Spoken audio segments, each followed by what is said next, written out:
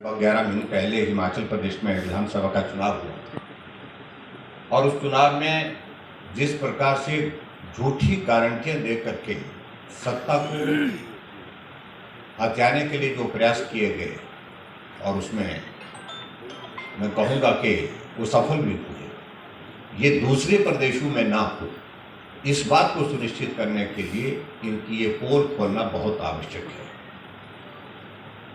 मैं हिमाचल से यहाँ विशेष तौर से आया। आपने देखा होगा कि आपके इस प्रदेश के माननीय मुख्यमंत्री गहलोत जी भी शिमला आए थे। वो पत्रकार वार्ता का थोड़ा सा एक पोर्शन दिखाया, वो शिमला का ही था, चुनाव से पहले का ही था, और लगभग 45 मिनट वो अपने संबोधन पत्रकारों को देने के बाद कुछ बातों का जिक्र किया है विशेष तौर से उसमें। तो मैं उसमें डिटेल में उसमें ना जा करके हमने छोटी सी उसमें क्लिपिंग उसमें यही कहा कि राहुल गांधी जो कहते हैं वो करते हैं। और यहाँ आप लोगों ने इस बात को भी देखा होगा कि राहुल गांधी की जो पहली जो क्लिपिंग थी उसमें बड़ा स्पष्ट शब्दों में कहा 1 2 3 4 5 6 7 8 9 10 और कहा कि 10 दिन के अंदर कहा था, यहाँ पर वादा किया था कि किसानों का कर्ज माफ करने की बात कही। लेकिन हुआ क्या? प्रश्न तो ये है।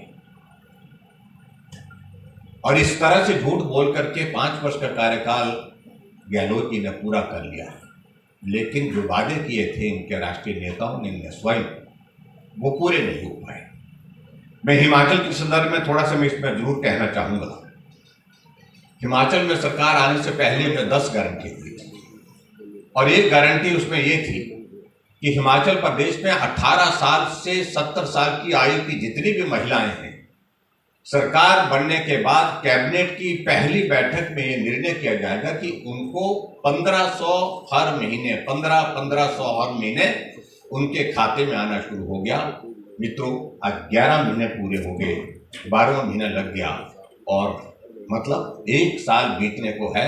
हिमाचल प्रदेश की एक भी महिला के खाते में अभी तक एक भी रुपया नहीं आया।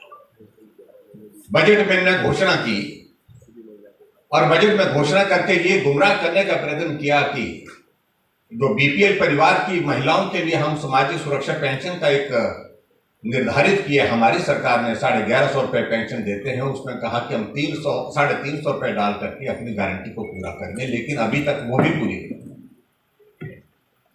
यानी पहली बात यह है कि हिमाचल की 22 लाख महिला बनती हैं पॉपुलेशन के हिसाब से 18 से 70 साल की आयु, जिनके लिए हमने वादा किया था 1500 रुपये हर महीने देने का, लेकिन अभी तक एक महिला के खाते में वो पैसा नहीं आया। पहला झूठ ये, और जिसका मैं खुलासा कर रहा हूँ, तो कहते हैं वो करते नहीं है। झूठ बोल करके सत्ता हासिल कर ली, लेकिन झूठ बोल करके सत्ता चलाने का प्रयत्न कर रहे हैं हिमाचल प्रदेश को, वो सफल नहीं होगा। और झूठ बोल करके यहाँ फिर से सत्ता को हासिल करने का प्रयत्न राजस्थान में भी किया जा रहा है, उससे सावधान रहने की आवश्यकता है। इस बात को लेकर के मैं आप सबके बीच में दूसरी बात हमने कही थी, आपने देखा होगा कि छत्तीसगढ़ के मुख्यमंत्री आजकल वो बहुत बड़े संकट में अपने आप फंसे हुए हैं।